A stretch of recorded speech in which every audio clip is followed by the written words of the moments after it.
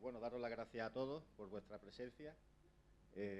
Dar las gracias también al Colegio de Fisioterapeutas de Andalucía, nuestro colegio, por esta invitación. Si no me equivoco, creo que es la primera vez que se habla de esta especialidad a través del colegio en un evento como este. Bueno, veo caras conocidas que no había visto hasta ahora, con lo cual me alegra. Entonces, para mí es un placer pues poder compartir con todos vosotros el trabajo que llevo tiempo desarrollando con los músicos. Me he movido mucho por los conservatorios, por los pasillos de los conservatorios, por las aulas también, y en la fisioterapia ocurre que vamos evolucionando, ¿verdad? Vamos incorporando herramientas, ¿no? La idea de esta ponencia es compartir con todos vosotros lo que bajo mi criterio debemos tener en cuenta para conocer la problemática del músico y poder ayudarle, porque ayudar a un músico, me consta que aquí en Jaén hay fisioterapeutas que tratáis a músicos, no sé si podéis levantar la mano así un poco, aquellos que estáis habitualmente tratando a músicos, gracias. Entonces, pues comprenderéis que no es fácil, no es fácil. Y hay una serie de componentes a tener en cuenta, ¿vale? Porque si no, es muy fácil que cometamos sesgos y errores realmente importantes y graves. Y desde el inicio de esa primera entrevista, incluso con el músico. Y esa es la idea, para que luego cuando elaboremos lo que son herramientas terapéuticas, terapia manual, ejercicio terapéutico, cualquier técnica que manejéis vosotros y os funcione, pues podamos ayudar, como ya digo, realmente al músico. Ayudarle no es reducir un síntoma, y ni siquiera es la primera sesión, es mucho más. Vamos a comenzar con un vídeo.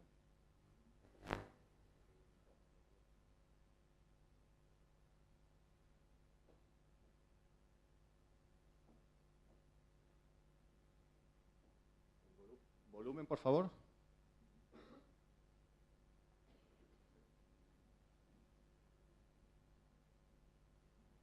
Volumen, por favor.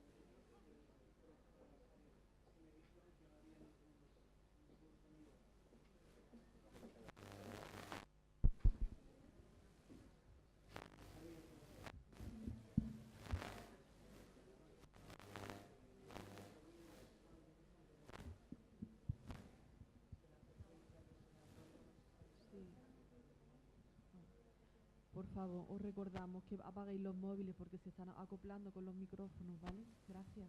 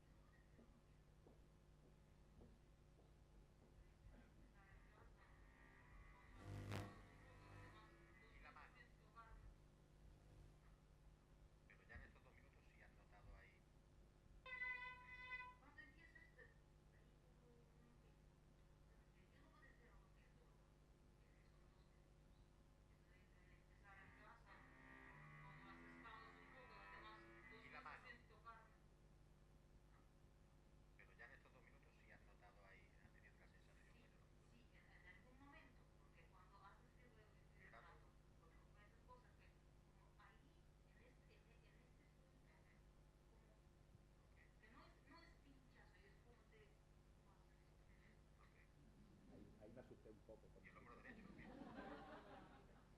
Claro, necesitaría esta para comprobar cuál es su sensación para el hombro.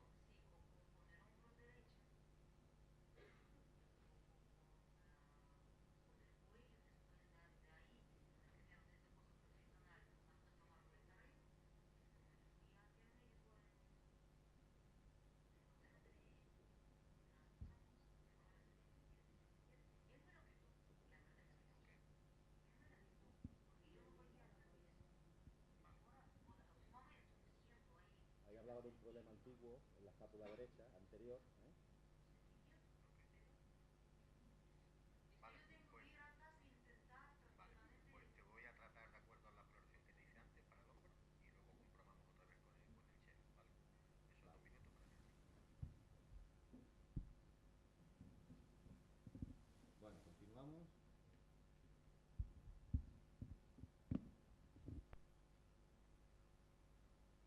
He querido poner este vídeo desde el inicio porque, bueno, representa un momento cualquiera cuando estoy con un músico en consulta y para que se vea, ¿no? Un poco cómo es el espacio, qué es lo que hago con el músico. Después de una primera anamnesis, que puede durar entre 20 y 40 minutos perfectamente, se puede ir la primera consulta solo para saber qué le pasa al músico, ¿no? Y que se exprese, pues le pido que coja el instrumento y me muestre cuál es el problema, ¿eh? Luego paso a una valoración sin instrumento y a partir de ahí ya elaboro mi hipótesis, mi diagnóstico y le propongo estrategias de intervención, ¿vale? Eso es un poco lo que hago con el músico.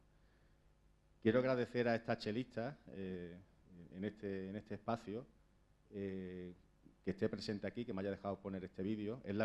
Fue la primera consulta, luego esta tarde comentaré su caso, pero agradecerle a ella pues que pudiera mostrar este pequeño vídeo, de escasos 2 minutos. Y sin embargo, cada vez que lo veo, lo he visto varias veces, me ofrece cada vez mucha más información, ¿eh? Es una pena que no se escuche cómo se expresa ella. No sé si habéis dado cuenta de un detalle, si a mí se me escuchaba bien, que en ningún momento he hablado de dolor. En ningún momento he mencionado la palabra dolor. Suelo utilizar la palabra sensación, sensaciones, ¿eh? Entonces, bueno, hay un trabajo ahí previo en cuanto al dolor, conceptualizarlo, ¿eh? Y tener en cuenta muchas cosas que vamos a desarrollar a lo largo de esta ponencia. Bien, vamos a partir de este caso clínico. Bueno, no es un caso clínico, diréis, ¿no? Y lleváis razón, porque os voy a dar muy poca información, ¿eh? Nos viene un paciente y nos dice, me duele aquí, se toca aquí en esta zona, y me duele cuando cojo bolsas del suelo. Esto es un caso real, ¿eh? Todos los casos que voy a comentar son casos reales, ¿eh? ¿Qué pensaríais si nos viene un paciente? Porque estas cosas pasan en consulta, ¿eh? ¿Qué pensaríais si nos viene un paciente diciendo, me duele aquí, cuando cojo bolsas u objetos desde el suelo? Automáticamente pensamos algo. Aquí en esta zona, me duele aquí,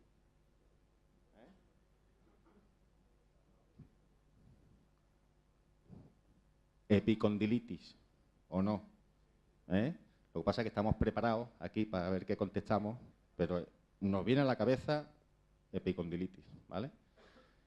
El problema no es pensar que puede tratarse de una epicondilitis. El problema es que eso condicione luego todo nuestro abordaje. Porque es que además, a los 20 segundos de decirnos que nos duele, nos vamos al antebrazo, apretamos el epicóndilo hasta que le sale una lágrima por los ojos, para que nos confirme nuestro diagnóstico, rápido y veloz, y le digamos, ¿ves? Es una epicondilitis, lo que yo te decía, y en 1 minuto le hemos valorado y hemos establecido un diagnóstico, ¿verdad? Y aquí no hemos hecho muchas cosas. No hemos hecho ningún tipo de razonamiento clínico. Creo que esta semana se ha dado aquí en Jaén, ¿no? En un seminario de razonamiento clínico. ¿Habéis asistido muchos de los que estáis aquí? Algunos. O sea, muchos no. Vale, y en este mismo instante creo que está en Jaén, ¿no?, impartiéndose el seminario de razonamiento, perdón, en Málaga, el seminario de razonamiento clínico. Bien, ningún tipo de razonamiento clínico. Haya primado la acción inmediata en base a muy poca información, con lo cual los sesgos son enormes, enormes, ¿eh? Y es importante que sepamos que siempre lo vamos a cometer, El problema de cometer los sesgos no es hacerlo porque lo vamos a hacer, sino no ser conscientes de que lo hemos tenido. ¿Sí? Luego voy a definir, para el que no lo sepa, qué es eso de razonamiento clínico y qué no es razonamiento clínico. Pasamos luego a esa epicondilitis. Y esto es una cosa que a mí siempre que tengo ocasión, pues me gusta comentarla, ¿eh? Porque epicondilitis no es un diagnóstico en fisioterapia, ¿verdad? ¿Qué valoramos nosotros como fisioterapeutas? Fundamentalmente.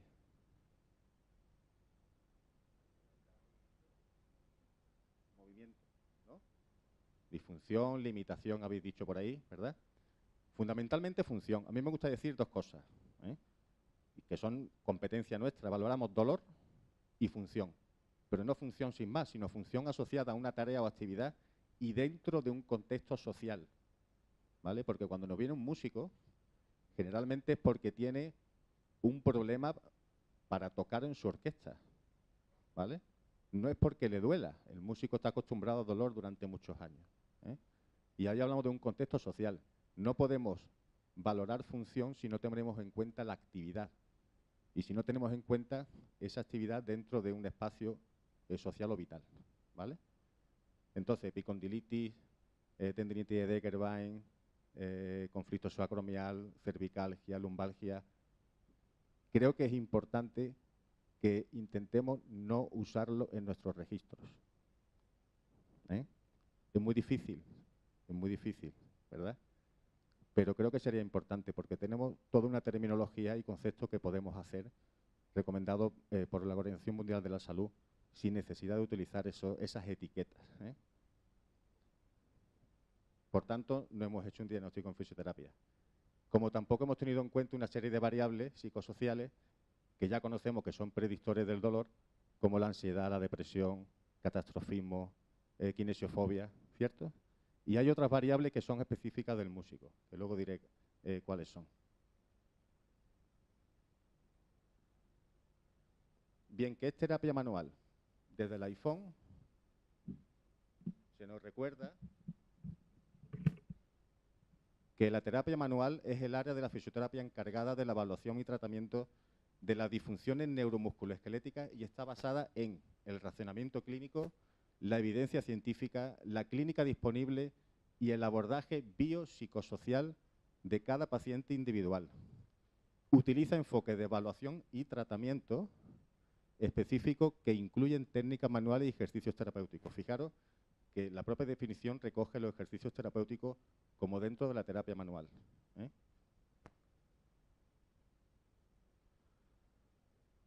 El razonamiento clínico, bueno, tuve ocasión en diciembre de ir a un seminario de Fondevila en la Universidad de Málaga y recojo un par de conceptos, ¿eh? que él aporta en su trabajo. Tiene una publicación hecha sobre el razonamiento clínico y lo define así: es un proceso cognitivo de tipo no intuitivo que debe seguir los postulados de la racionalidad y la ciencia de toma de decisiones.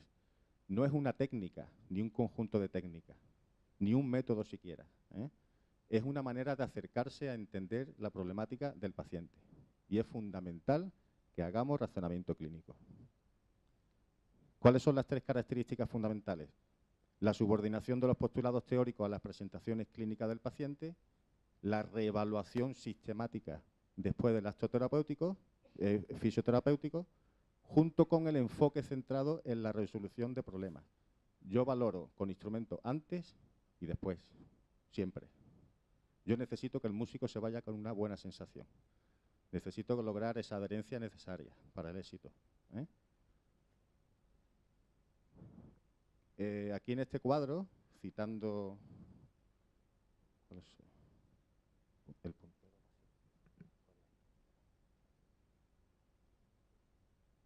haciendo referencia a Fondevila en su trabajo a estos autores, dice qué no es razonamiento clínico y qué sí es. ¿Qué no es? Pues cuando hacemos una valoración sobre todo en base a una información visual y táctil, cuando actuamos de una manera rápida, automática, cuando hacemos una valoración holística y no analítica, puede incurrir en sesgos cognitivos y además importantes, ¿eh? Cuando basamos nuestro diagnóstico en una corazonada, ¿vale? Que puede ser ese, uy, es una epicondilitis, ¿eh? Está influenciado por el estado afectivo y, sobre todo, aborrece la información. Cuanta menos información me dé, mejor. Yo tengo claro ya que en ese minuto me ha dicho dónde le duele, le he hecho palpación, me ha confirmado el dolor y no necesito que me diga más, ¿eh? Eso no es razonamiento clínico. ¿Qué sí es? Pues todo lo contrario. Es una valoración analítica, es racional, crítica. Se tiene en cuenta que hay sesgos, siempre, y hay que intentar minimizarlos. No prima la acción, es lento, no es económico para nosotros, ¿eh? Se abstrae del estado afectivo, lo que no significa que no tengamos empatía, que no generemos empatía con el músico. Y sobre todo, necesita información. Una anamnesis en 5 minutos es imposible, ¿eh? Se puede hacer, pero dejamos mucha información atrás.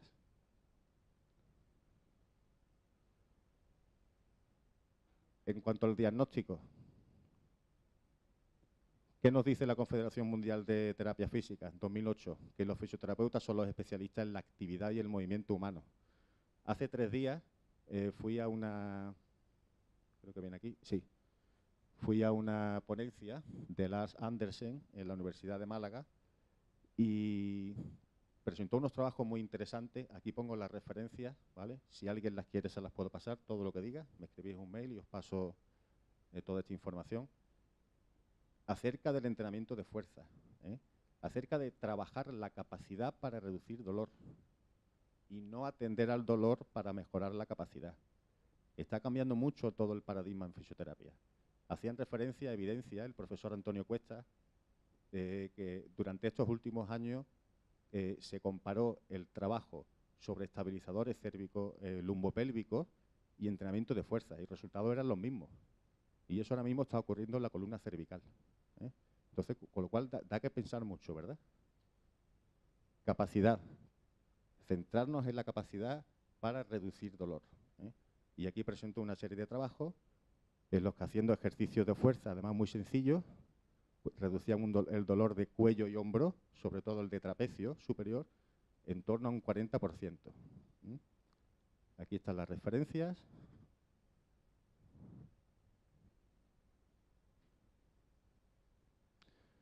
Bien, la Organización Mundial de la Salud nos recuerda también qué es funcionamiento, ¿vale? Nosotros hablamos normalmente de función, pero en realidad es funcionamiento, y no solo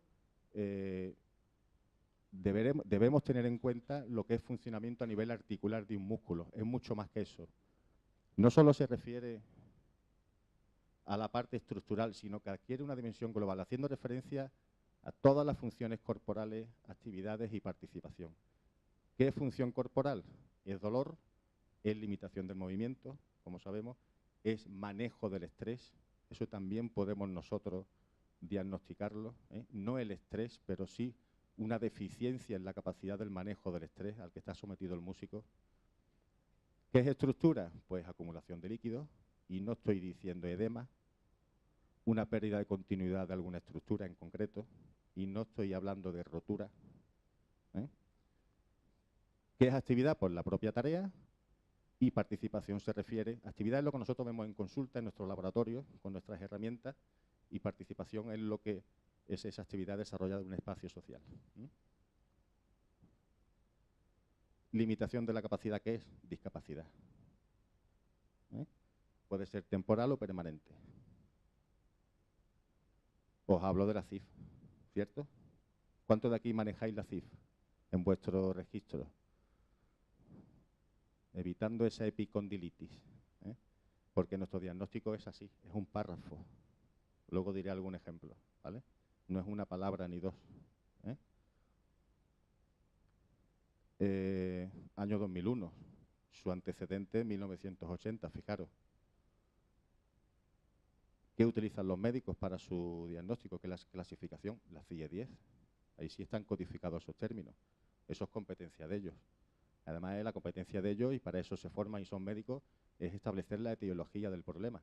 Fijaros que a nosotros ni siquiera se nos exige cuál es la causa. La causa, ¿eh? Porque la propia CIF nos dice valorar la funcionalidad, ¿eh? Los componentes de salud, pero se mantiene neutral en cuanto a la etiología. ¿De acuerdo? Estos son los componentes de salud, funciones y estructuras corporales, actividades y participación, y aquí está la enfermedad, patología o lesión. Esto no es la consecuencia de la enfermedad, ¿eh? No quiere decir que teniendo una enfermedad aparecen los demás, no, no. Es que estos son los componentes de la persona asociados al trastorno, el que sea. Y luego esas variables psicosociales que luego comentaré. Bien, algunos datos. Sabemos que tocar un instrumento de música supone una carga física que puede desencadenar una lesión que además lleve la incapacidad, y es lo que nos encontramos en consulta, ¿eh? Yo veo a dos perfiles de músicos. Al músico profesional, que generalmente está de baja, no puede tocar, y luego al músico estudiante que no puede tocar, ¿vale?, pero no es una incapacidad completa, ¿eh? Ha visto mermado su rendimiento, la calidad del sonido, tiene algún tipo de limitación en su capacidad, se avecina una prueba, una audición, y eso le genera una ansiedad que también debemos nosotros detectar y controlar en todo ese proceso de recuperación, pero generalmente hay una incapacidad para tocar, ¿eh?, leve, moderada o grave o completa.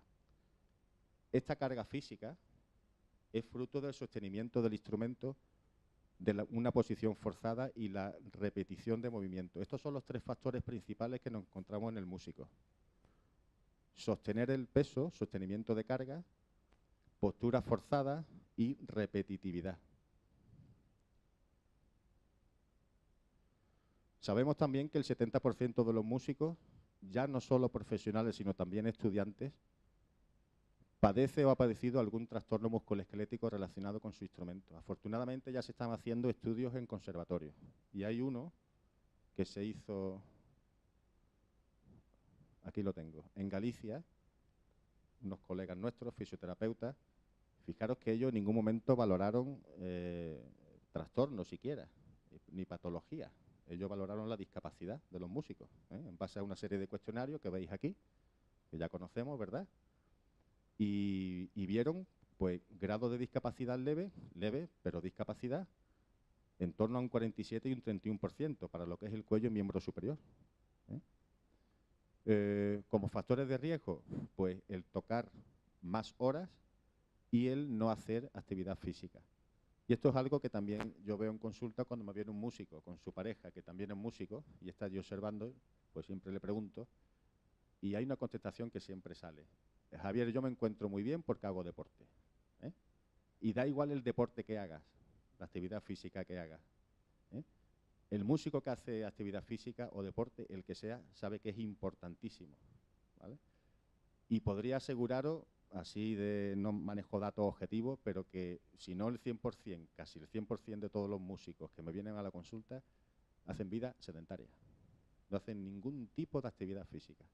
Y a lo mejor solo basta que le animemos a que haga alguna actividad física, la que sea, la que más le guste.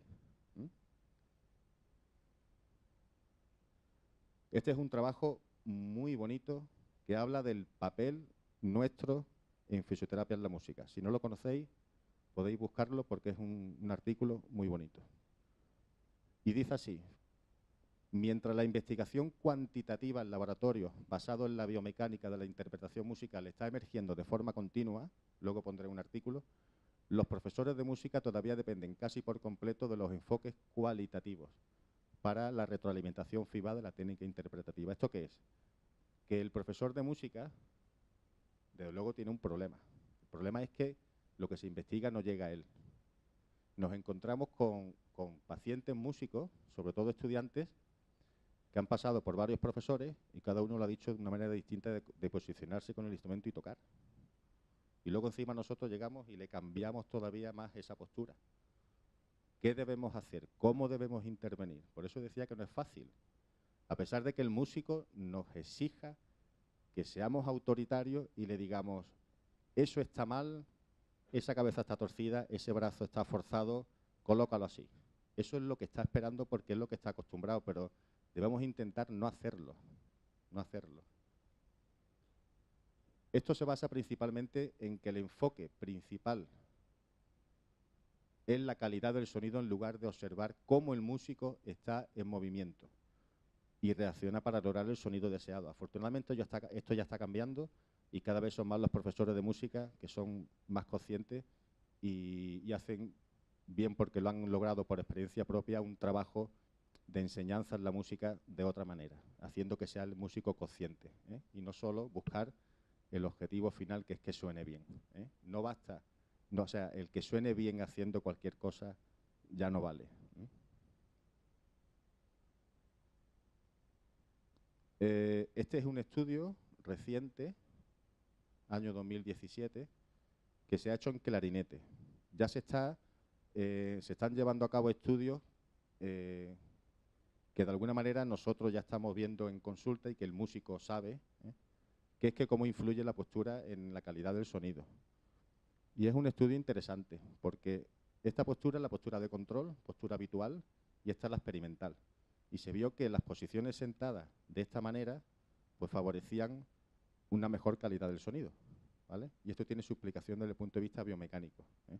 No sé si veis aquí, en la posición sentada, cómo aquí hay una mayor base de sustentación, base de apoyo, ¿vale? Y esa es una de las claves, aparte de esa inclinación anterior del tronco, ¿eh? Y esto lo vamos a ver mucho en músicos en posición sentada, en aquellos instrumentos que estén en un plano anteroposterior, ¿vale? Debemos ser muy respetuosos con el músico. Yo soy muy permisivo con el músico, ¿eh? Otra cosa es que veamos aspectos objetivos desde la biomecánica, que debamos informar y debamos negociar algún tipo de cambio, ¿vale? Pero la música es algo muy personal, ¿no? Cada músico tiene una relación concreta con su instrumento y se expresa de una manera, ¿cierto? Bien. Me cuesta trabajo aquí ver lo que hay en la pantalla. Este es otro estudio, esto es una revisión sobre esa medición cuantitativa. Se está también ahora estudiando cada vez más en los músicos a través de una instrumentación mucho más tecnológica, más compleja, más cara. Pues precisamente qué estudios de tipo biomecánico, de tipo cinemático, como vemos aquí, se están llevando a cabo en los músicos, ¿no? Como estos de aquí, sistemas optoeléctricos con marcadores activos y pasivos, sistemas electromagnéticos, sistemas de análisis de movimiento por ultrasonido, análisis de la postura basado en imágenes. Todo esto se está haciendo ya en los músicos. Este estudio es de esta semana, 2018, marzo. Y es una revisión. Este es del 2017 y fijaros, ¿qué figura veis aquí? Un violín parece, ¿no? Violín, una viola, es un violín. El estudio sobre un violinista. ¿Qué se medía? Pues la velocidad, aceleración, ángulo y trayectoria del arco.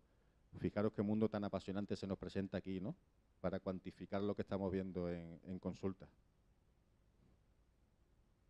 Estamos, por tanto, hablando de trastornos musculoesqueléticos. Yo soy mucho de definir, para saber de qué estoy hablando, ¿qué es un trastorno musculoesquelético? Según la OMS, son los problemas de salud del aparato locomotor de músculos, tendones, esqueleto óseo, cartílagos, ligamentos y nervios. Pero me encontré con una definición del 2007 de la Agencia Europea para la Seguridad y la Salud en el Trabajo que dice así: los trastornos musculoesqueléticos de origen laboral son alteraciones que sufren estructuras corporales como los músculos, articulaciones, tendones, ligamentos, nervios, huesos y el sistema circulatorio. O sea que eso por definición también están dentro de los trastornos musculoesqueléticos. ¿Dónde aparecen en el músico principalmente? O en el músico no. Estos son datos de la población trabajadora, del Instituto Nacional de Seguridad e Higiene en el Trabajo. ¿Dónde principalmente? En la espalda, en el cuello, hombros y extremidades superiores, ¿vale? Y nos recuerda que la etiología es multifactorial. Cuando nos encontremos con un dolor o un trastorno, no pensemos que A flecha B, que B, siendo el dolor o trastorno, está provocado por A, sin más. Pensemos que es multifactorial, que hay muchos factores que están relacionados entre ellos, favoreciéndose, facilitándose, y una de las cosas que aparece es el dolor o el trastorno.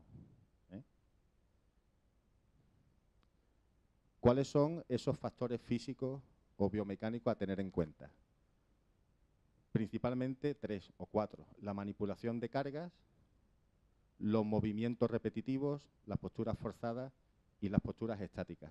Porque la evidencia dice que la postura estática ofrece o tiene un nivel de riesgo mayor que una postura dinámica o que el propio movimiento. Oye, quizá por eso algunos músicos se mueven tanto, ¿no?, cuando interpretan, ¿vale? Y a lo mejor nosotros consideramos que son movimientos que no son necesarios, ¿no?, o que estéticamente no pega, ¿eh? Pero igual son estrategias del músico, porque no soporta la carga. Y haremos demostraciones luego esta tarde con la masterclass, ¿vale? Y dentro de esos factores psicosociales, estos sí tienen lugar en el músico, como son el estrés, el alto nivel de exigencia, apoyo social insuficiente, escasa autonomía, escasa satisfacción laboral. El músico se considera un ser incomprendido, ¿eh?, en su conservatorio, en su orquesta, en su banda, hasta en su casa, ¿eh?, muchas veces. Entonces, nosotros, una de nuestras obligaciones, entiendo, bajo mi criterio, es precisamente, pues eso, que le entendamos. Y eso requiere un gran esfuerzo por nuestra parte.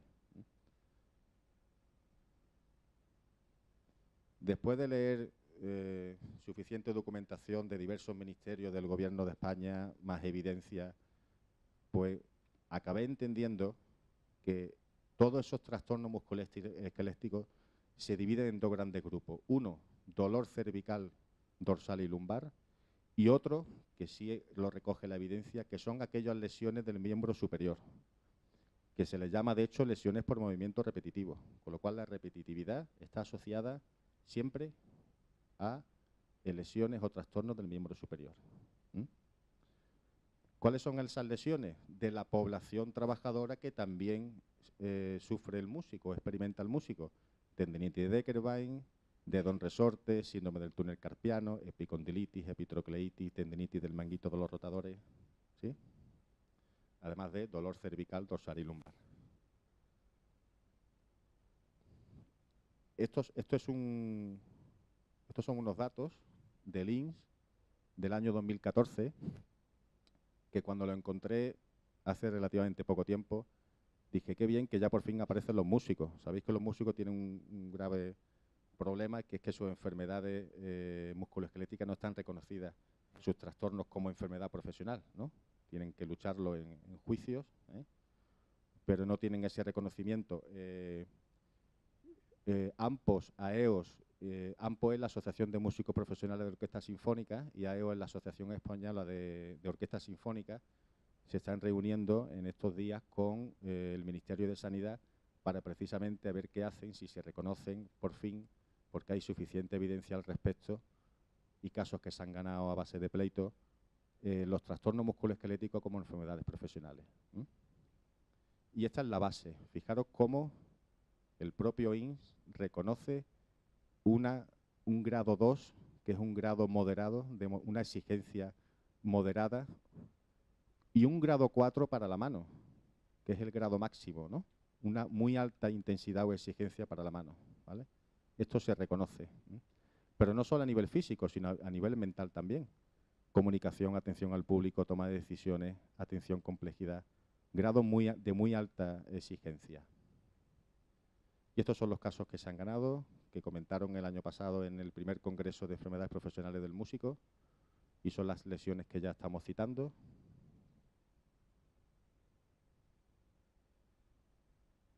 Bien, vamos a ver algunas fotos. Decidme si esta flautista tiene una postura forzada.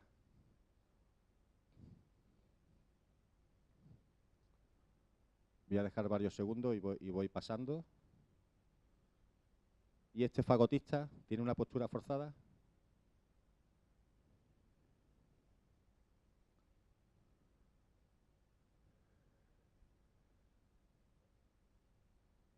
¿Y este trombonista? Esta pregunta tiene trampa. Ya esperáis. ¿Y esta pianista, estudiante de piano? Todos son fotos propias de cursos que he dado en conservatorio. ¿Y esta chica, esta flautista? Postura forzada. Trompeta. Trompa.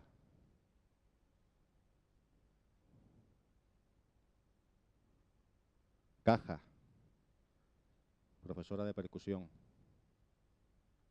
¿Postura forzada? ¿Qué pensáis? Bueno, primero habría que definir qué es postura forzada, ¿verdad? Y fijaros la definición que nos propone el Instituto Nacional de Seguridad e Higiene en el Trabajo, que yo cuando lo encontré dije, qué bien, me alegré mucho. Una postura forzada es aquella en la que el rango articular del segmento corporal o la articulación se aleja de su posición neutra. Cuando nosotros veamos o valoremos si la postura es forzada o no, no es una visión holística, eso es otra cosa. Debe ser analítica, por segmentos, ¿vale? Con lo cual, en ninguna de las imágenes que hemos visto cabe la respuesta sí o no, o más o menos, porque depende de hombro-brazo, depende de codo-antebrazo, depende de mano. Puede ser no forzada para el hombro, pero sí forzada para la mano. Eso es postura forzada. ¿Y cuál es la posición neutra nuestra? Venga, ¿alguien me la dice o me la hace?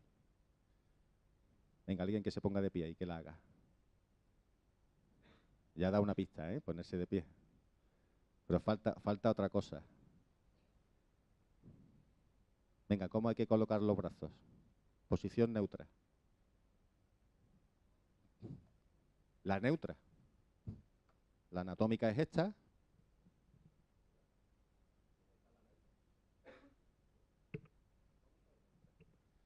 Pronosupinación media. Bueno, pues todo lo que se aleje es posición forzada. ¿Pero cuánto? Y aquí no tengo tiempo para desarrollar esto, pero esto está, esto podéis encontrarlo vosotros, buscando en internet. Podemos ver si el nivel de riesgo es alto o bajo y si existe riesgo, porque hay posiciones ya, de acuerdo a la evidencia, como por ejemplo la aproximación del brazo, la aducción del brazo, hombro, en la que ya se considera de riesgo. No más ni menos, sino de riesgo. Y hay instrumentos, como hemos visto, en flauta travesera, en las que hay una aproximación del brazo, y además en posición estática. El hombro, me refiero, ¿vale? Y es curioso porque todo esto que se nos dice en esta documentación es lo que luego vemos en consulta, ¿vale? Y por qué en un instrumento duele más un hombro y por qué en el otro, siendo de cuerda frotada, haciendo movimiento del arco, duele más el otro, ¿vale? Y no el primero, ¿vale? Esta es la base. Hay posiciones en las que se considera que si, por poner un ejemplo, los primeros 20 grados, ¿vale?, de una flexión y una separación, ausente de riesgo. Y veremos instrumentos en los que hay menos de 20 grados, ¿vale?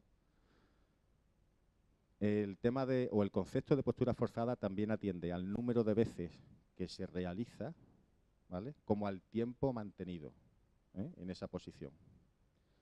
Y en cuanto a la repetitividad, pues también se nos permite, contando los ciclos por minuto, establecer si el riesgo es alto o no, ¿vale? Si existe y si no existe también. Bien, viendo todo esto, pues ¿por dónde empiezo, no? Si no estáis familiarizados a la hora de tratar a un músico, pues ¿por dónde empiezo? Es una pregunta que podemos hacernos, ¿no? ¿Qué le digo sobre su forma de tocar? Si no sé cómo se coge un fagot, ¿qué le voy a decir? ¿Cómo se toca el fagot? ¿Cómo se toca el arpa, el contrabajo? Fijaros qué cantidad de preguntas. Pues fundamentalmente hay que tener en cuenta estos 3 puntos claves. Luego desarrollaré y haré algunas demostraciones esta tarde en la masterclass. Primero, debemos conocer la problemática del músico desde una perspectiva biopsicosocial. Siempre. Razonamiento clínico, modelo de diagnóstico basado en la funcionalidad y atender a esas variables psicosociales.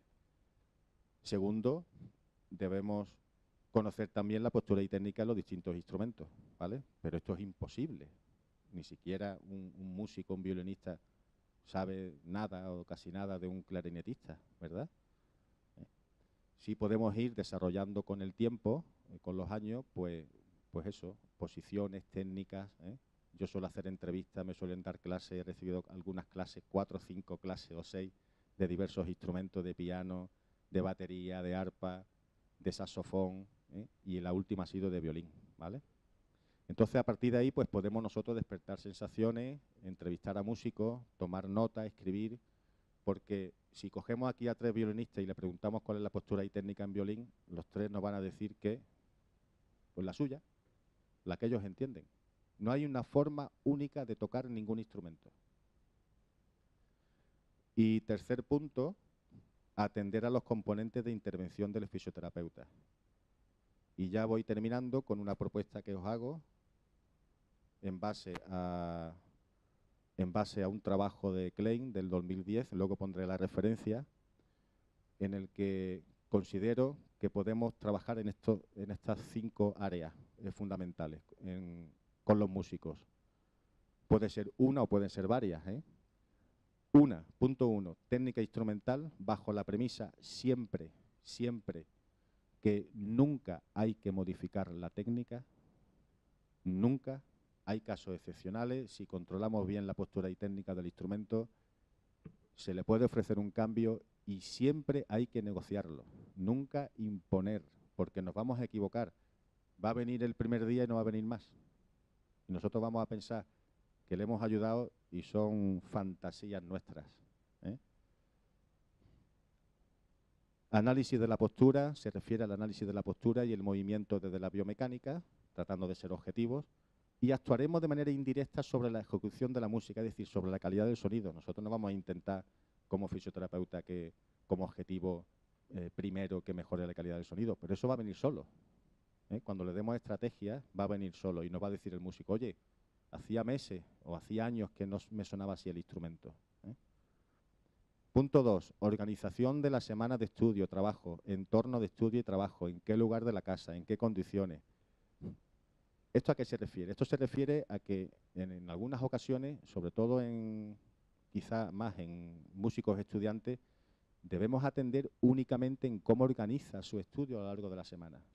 Porque lo que no es lógico es que, y a mí me ha pasado y demasiadas veces, que un músico estudiante venga con un problema, el que sea, y cuando le preguntas cómo organiza su estudio a lo largo de la semana, te diga que además del instituto por las mañanas, están en conservatorio por las tardes, más las horas de práctica con el maestro, más luego la banda 4 horas los sábados y la orquesta 8 horas el domingo.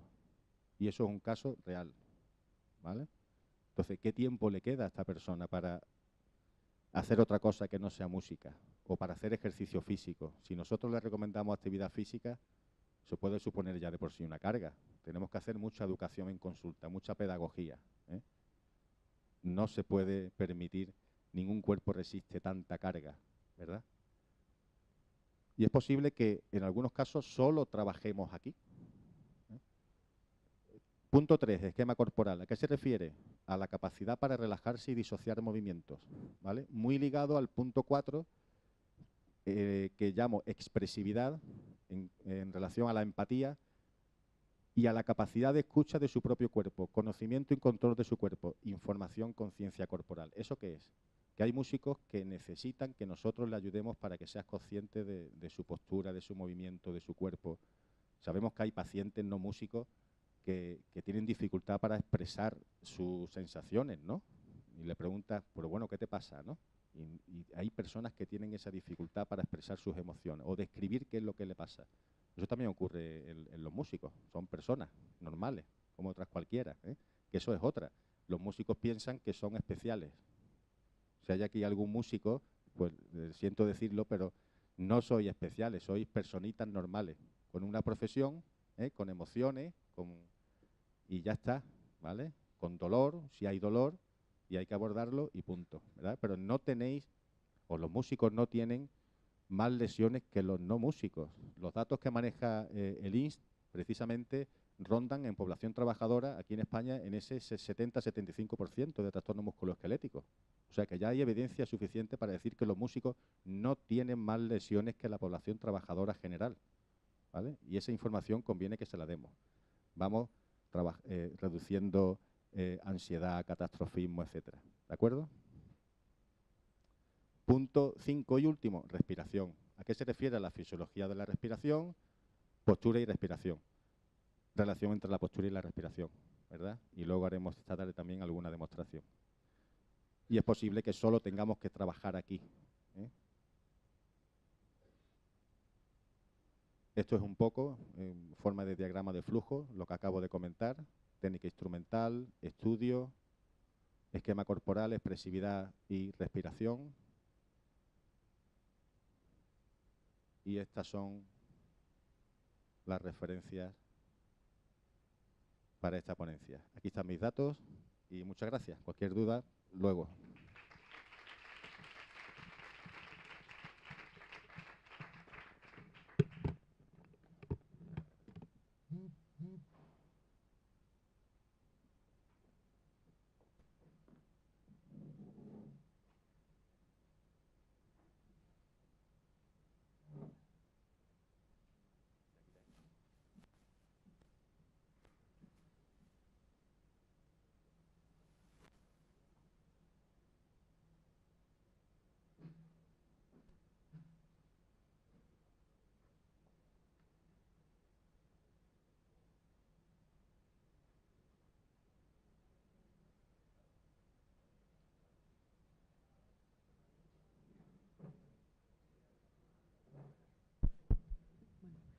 Bueno, vamos a comenzar la ronda de preguntas.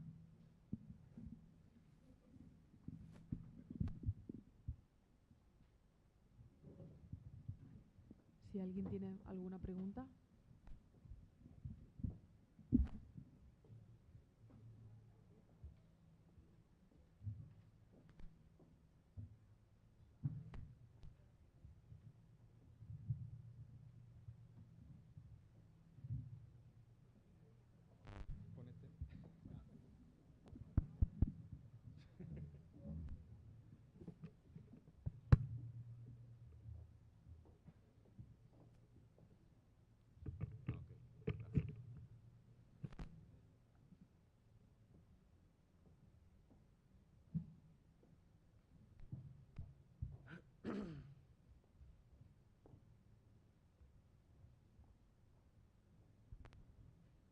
Hola.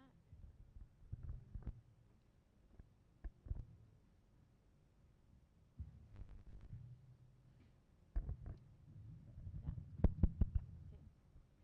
Hola, yo tengo una pregunta para José Esteban en cuanto al tratamiento ocular.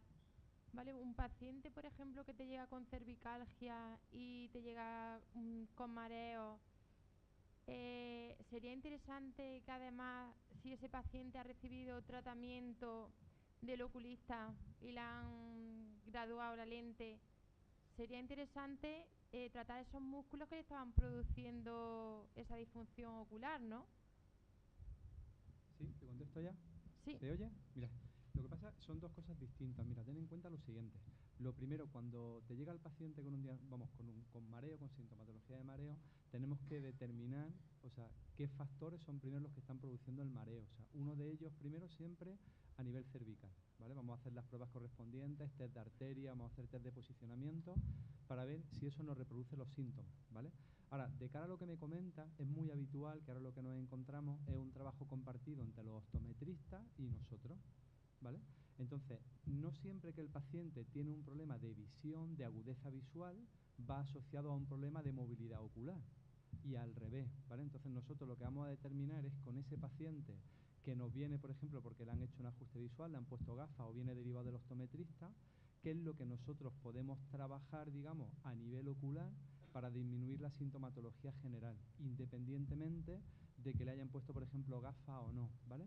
Es que son dos cosas distintas. Mira, una cosa es la vista, una cosa es la agudeza visual y otra cosa es la visión. La visión es como nosotros nos posicionamos en el espacio, ¿vale? Y cómo mi postura se adapta a esa posición en el espacio, cómo me organizo.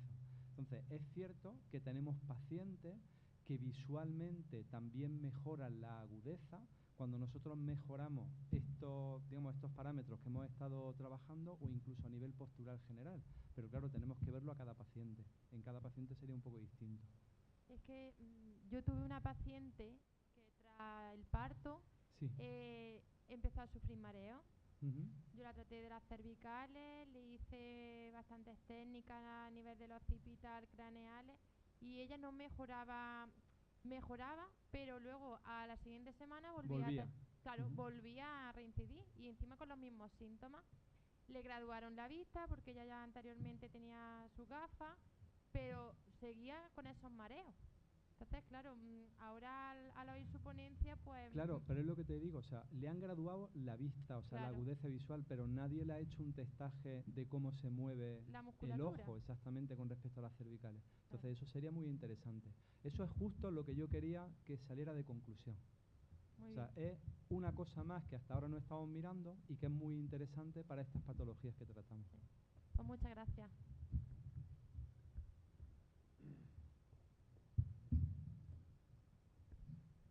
También para usted, la astropia y las forias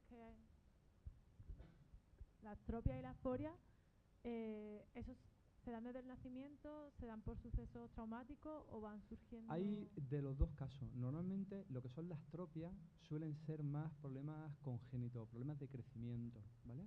Pero lo que son las forias normalmente son problemas adaptativos. O sea, un ejemplo, ¿vale? Tenemos pacientes, nosotros manejamos muchos pacientes con escoliosis. Eso ha sonado feo, manejamos pacientes con escoliosis. Tratamos muchos pacientes con escoliosis. Siempre nos fijamos en la escoliosis, en las alteraciones vertebrales, pero el cráneo también se adapta en el crecimiento escoliótico. Es decir, si nos fijamos en la cabeza del paciente, vamos a encontrar que su cabeza no es exactamente simétrica y acompaña las curvas vertebrales. Eso determina la formación de la órbita ósea. Y según cómo esté la órbita ósea, el globo ocular va a estar más hacia afuera o más hacia adentro, con la consecuente adaptación de la musculatura. Entonces, eso es muy interesante porque habrá pacientes que por su constitución tendremos un determinado tipo de problema y otros que son adquiridos pues, por la adaptación durante el crecimiento. ¿Vale?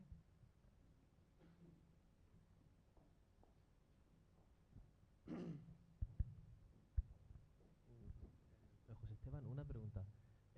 ¿Cómo cuantifica la evolución y el campo visual? Me refiero al rango del campo visual.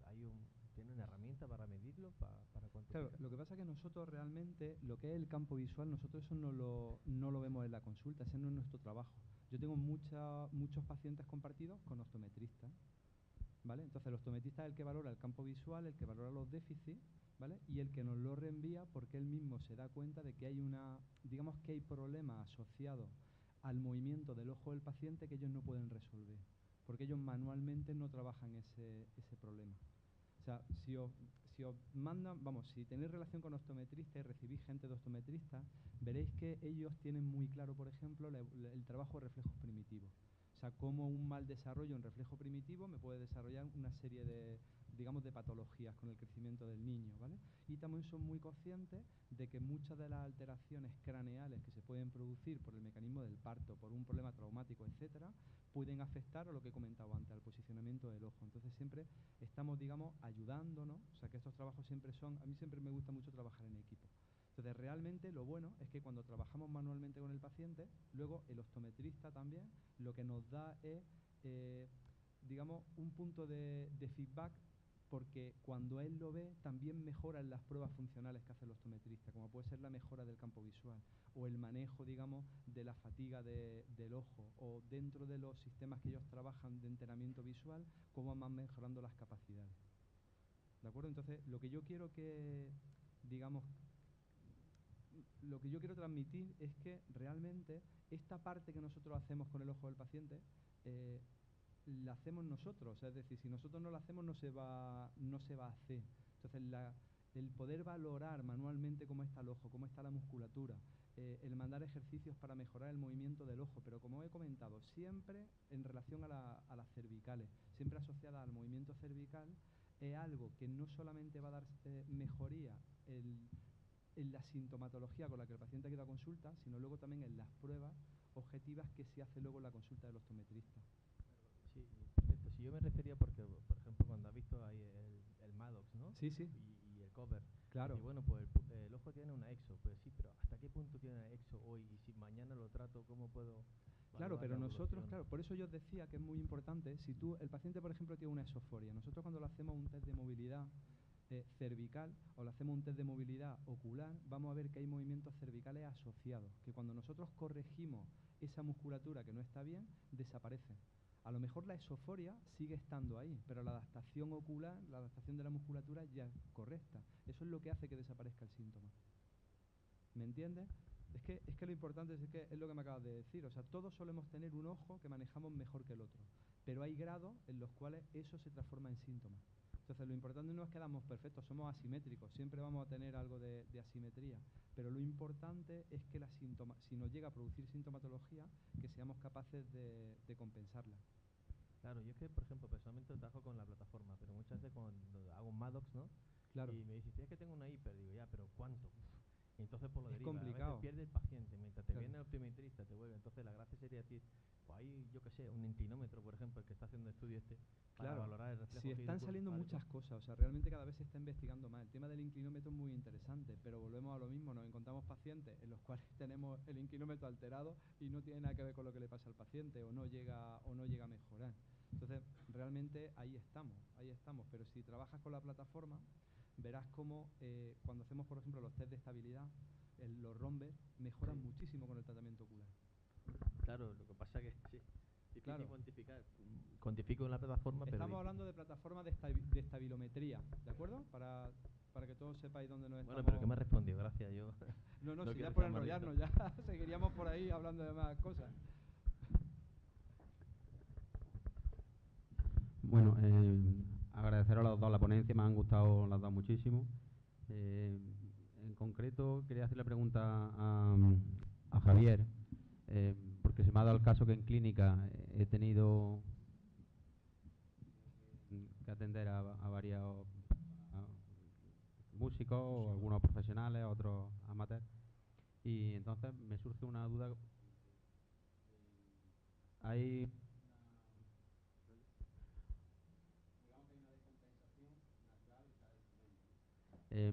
se valora para analizar a las personas que tocan esos determinados.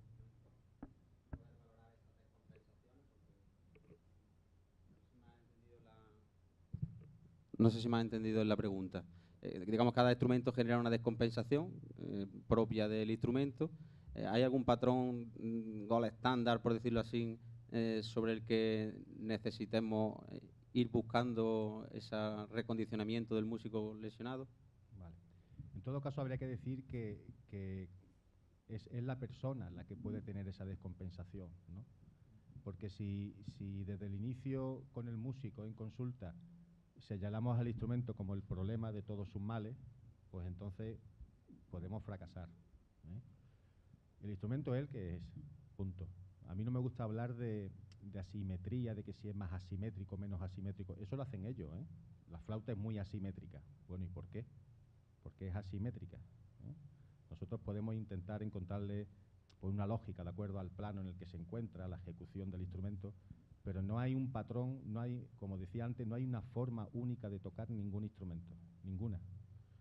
Pero sí tenemos las herramientas suficientes desde la biomecánica, siendo objetivos, para determinar si eso es postura forzada, si de acuerdo a la postura forzada me encuentro con una postura estática mantenida o es dinámica, de acuerdo a qué movimientos compensatorios, que luego comentaré esta tarde. Es que no he dado esas estrategias que yo manejo en consulta, y lo he dejado para esta tarde, ¿vale? Para demostrarlo esta tarde.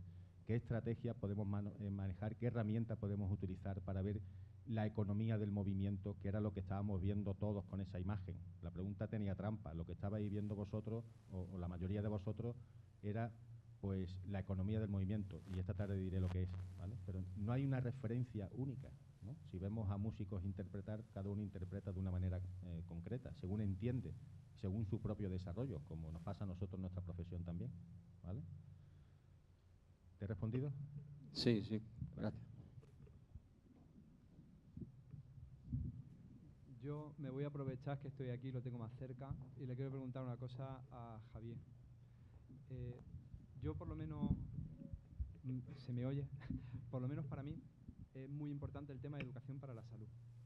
Y yo dentro del nivel que tengo, de los músicos que yo trato y demás, lo que me encuentro es que eso falla completamente en los conservatorios. No sé si algo a nivel general o pasa en más sitios, tú que tienes más experiencia, pero yo echo de menos una educación en ese niño que está en el conservatorio sobre su salud, o sea, sobre su salud corporal, como sobre, no instrumentos, sino cómo tiene que posicionarse, qué ejercicio tiene que hacer, qué importante es la actividad, cómo de importante es la actividad física, como decía durante la ponencia, para prevenir y para mejorar. Porque yo a mis pacientes siempre les digo lo mismo, los músicos son deportistas, pero no están reconocidos. O sea, tienen muchas horas de entrenamiento. ¿Eso cómo está? Vamos, donde Llevas toda la razón. Eso está muy mal. Eso está muy mal. Fijaros que grado profesional son 6 años y es hasta sexto de profesional donde se ofrece una asignatura optativa, que van muy pocos, para algo relacionado con lo que estamos hablando, de educación en salud, de postura, de hábitos posturales, de prevención de lesiones. Y además lo da un profesor de música, porque no tenemos acceso nosotros, fisioterapeutas, a día de hoy a entrar en el conservatorio. Es una lástima, ¿no? A ver si aquí que hay miembros del colegio y no me escuchan ahora, a través del colegio se puede elaborar una campaña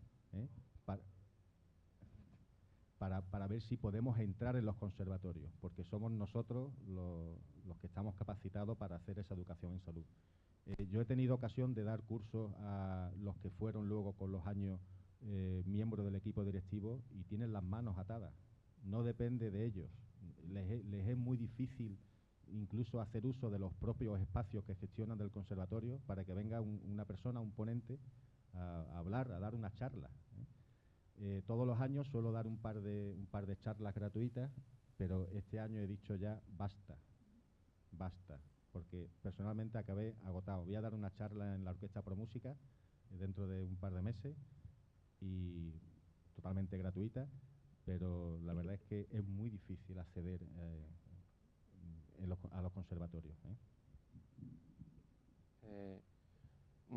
Aquí mi pregunta también es para Javier. Iba a decir lo mismo que José, además Sí. me gustaría saber, si según su ponencia, me Sí. estoy dándome cuenta que los músicos no es precisamente un grupo de población que un fisioterapeuta suele tratar con normalidad en sus clínicas. Y yo digo, ¿qué estrategias hay para que un músico se interese a asistir a nuestra consulta para tratar su patología? Pues lo que yo he intentado en estos años, ir a los conservatorios, hablar con muchos profesores de música, con miembros del equipo directivo, ofrecerme, darme a conocer, ofrecerme para dar charlas gratuitas, ir a las bandas, y en todas las provincias aquí en Andalucía hay mucha cultura, hay muchas bandas, ir a la orquesta, ofrecerte y poder hablar de promoción de la salud y de educación en salud. Pero tenemos que movernos. Si estamos esperando en consulta que venga el músico no viene. ¿Se podría usar algún tipo de, por ejemplo, en los conservatorios, promover algún tipo de seminario para la salud? Sí, claro, tú puedes proponer un taller, un curso. Nosotros organizamos el año pasado una jornada, que fue la primera que se ha hecho en Málaga, sobre música y salud, y fue entrada gratuita.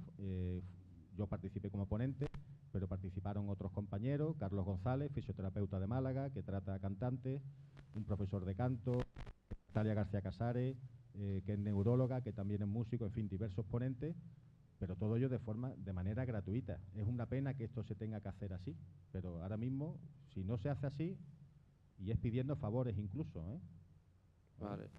Gracias por responderme.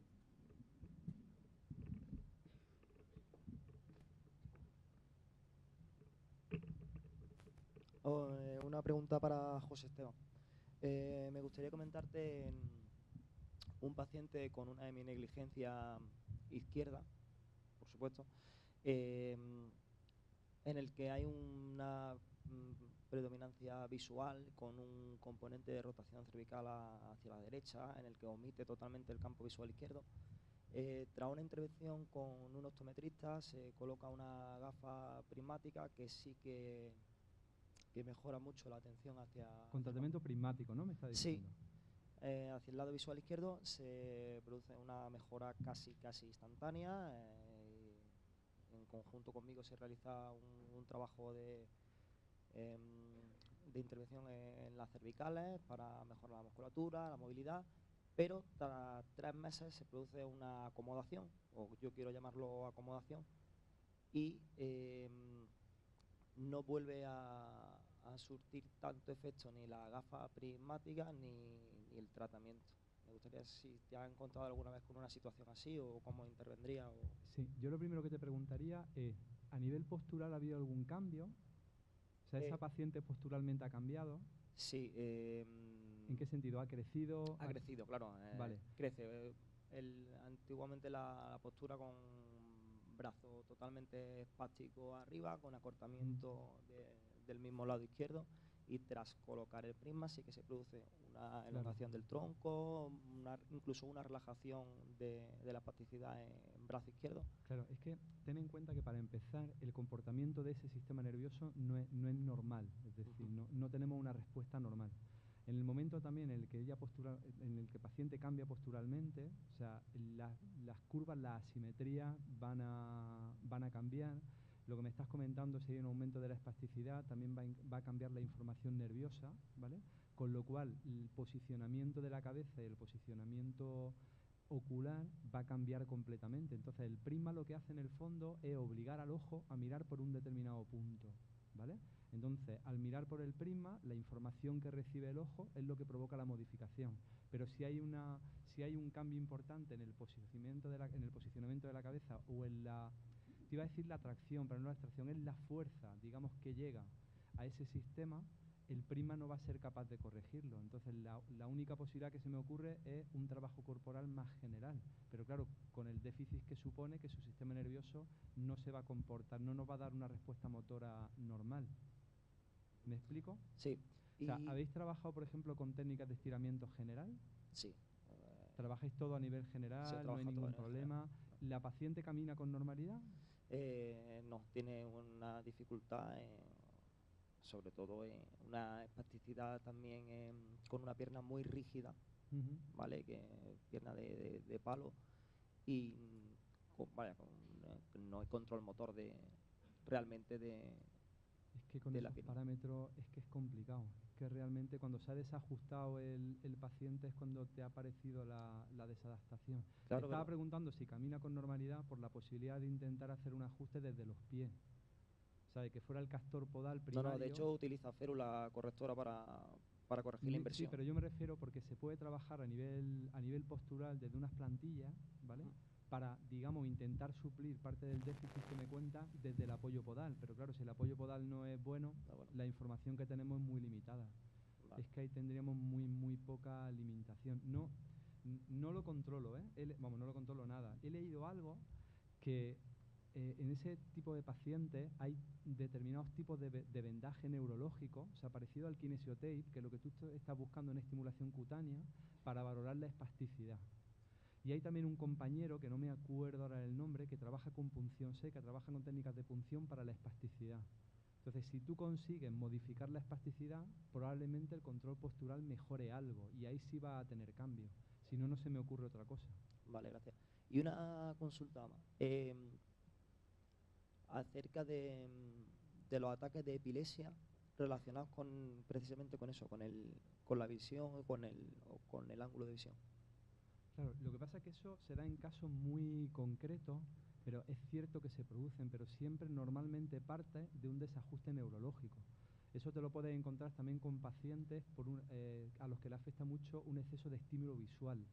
O sea, algo muy brillante, o cuando el ojo está muy estresado porque tienen una información, digamos, visual muy compleja, muy rica. Cuando están en un centro comercial hay mucha gente moviéndose, muchas cosas brillando, muchas cosas moviéndose. Hay sistemas nerviosos sensibles a eso que provocan, digamos, una respuesta ya exacerbada, pero no es lo habitual tampoco.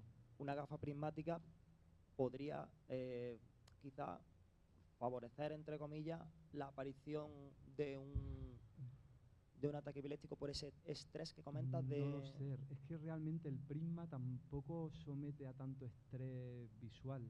No te digo que no, porque depende de las características de cada paciente, pero en principio no lo veo excesivamente claro, siempre que la corrección no haya sido muy brusca. ¿Vale? No lo sé, no te puedo decir otra cosa. Vale. No lo conozco. Muchas gracias.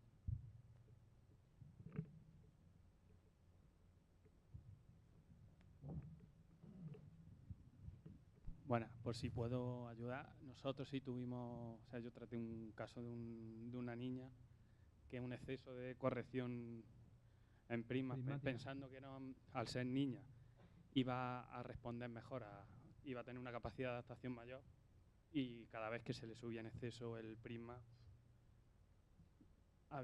se desajustaba de todo, incluso tenía epilepsia y sí le podía generar. Entonces teníamos que ir. Pero tenía una epilepsia previa, quiero Sí, decir. sí. O sea, ¿no aparecieron los ataques a raíz de, no, pero, de la modificación no. visual? Ya las tenía y sí Vale. nos dimos cuenta que... Claro, pero eso por saturación sí es más normal, o sea, por lo que estamos hablando. Y con otro tipo de pacientes, digo, si metemos mucho estímulo, sí se pueden generar síntomas variados. Perfecto. Esto es lo chulo, contar cosas. Pues es que tenemos que hablar de pacientes. Bueno, yo un poco Bueno, daros la enhorabuena a los dos. Agradeceros en nombre de todo el oficio el esfuerzo que hacéis, porque con lo que habéis dicho en vuestras ponencias conlleva mucho trabajo detrás, y lo sabemos. Y bueno, era con Javier, un poco José Esteban ha metido el dedo en la llaga con el tema de si eso en los conservatorios se estaba haciendo, la educación en salud. Y entonces yo quería preguntarte un poco, ya por añadir algo más, los profesores de música. Yo he estudiado piano, por ejemplo, y yo me acuerdo que me insistía mucho en la digitación, ¿no? Pero no tanto en la postura. No recuerdo nunca decirme ponte derecho o cambia la posición. Incluso vemos en nivel de profesionales, vemos que los grandes pianistas, por ejemplo, las posiciones ya has visto cómo son. Bueno, el artista tú sabes cómo es, ellos entran en su, como digo yo, en su trance, y esa es la posición que tienen. Entonces, ¿cómo ves tú a los profesores de música respecto? ¿Me oyes? Perdón, ¿cómo qué?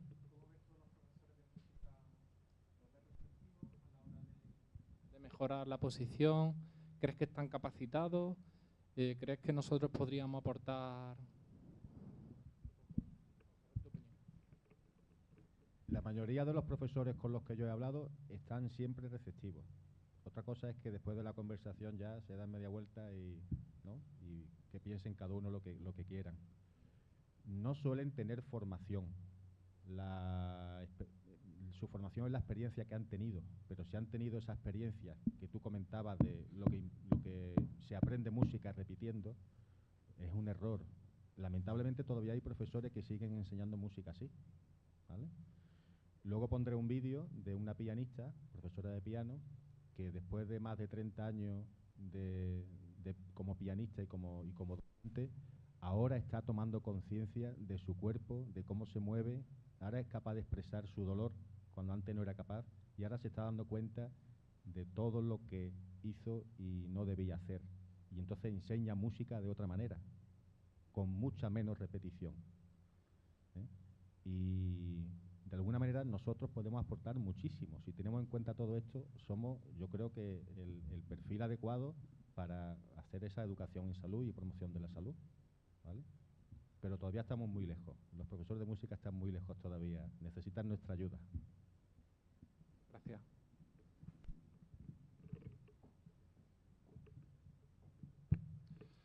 Bueno, daros la enhorabuena por vuestras exposiciones.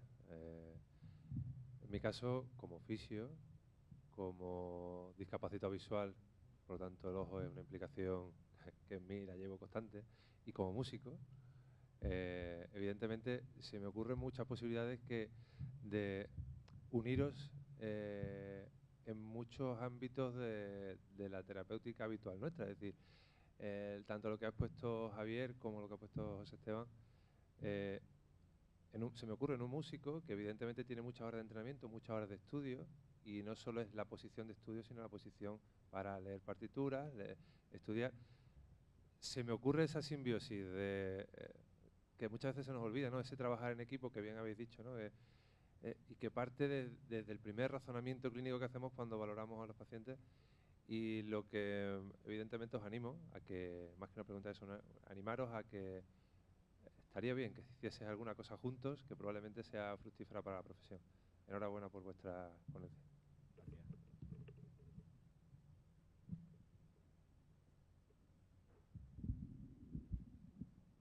Yo yo voy a hacer una pregunta también. Te quería preguntar a ti.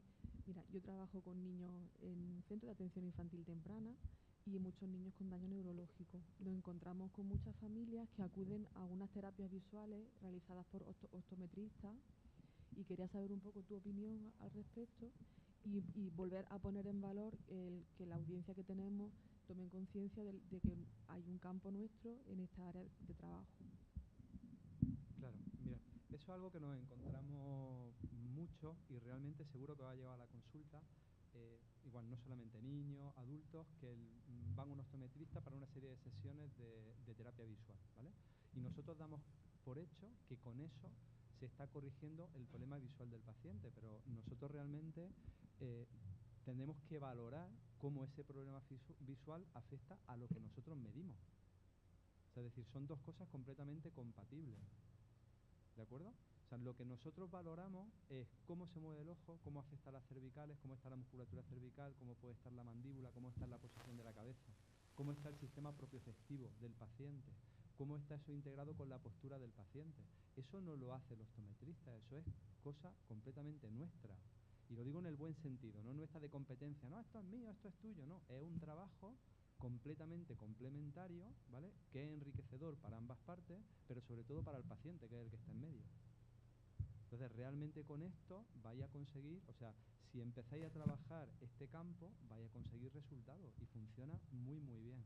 Y lo vais a integrar, pues como acaba de decir, si es que esto es integral para gente que toca música, claro, yo es que no quiero ser pesado, pero cuando este hombre estaba hablando, yo decía, claro, es que además del posicionamiento o sea, todo lo que le ha explicado del posicionamiento del músico, es cómo el músico tiene que adaptar su visión, cómo tiene que colocar su cabeza, cómo tiene que ver la partitura, cómo tiene enfocado su campo de visión con respecto al instrumento. Si es que todo eso es muy importante, porque solamente cambiando visualmente podemos posicionar mejor al músico. O sea, si es que todo está relacionado. Si lo bonito de esto es que vamos avanzando en campos que son complementarios unos con otros y al final estas jornadas son enriquecedoras por eso, porque vemos de que cada uno enfocamos al paciente de una manera, cada vez coincidimos en más cosas y realmente todo es muy complementario. Entonces, con esto que me estabas comentando, es muy interesante valorar a los niños también desde nuestro punto de vista por lo que podemos aportar. ¿Vale?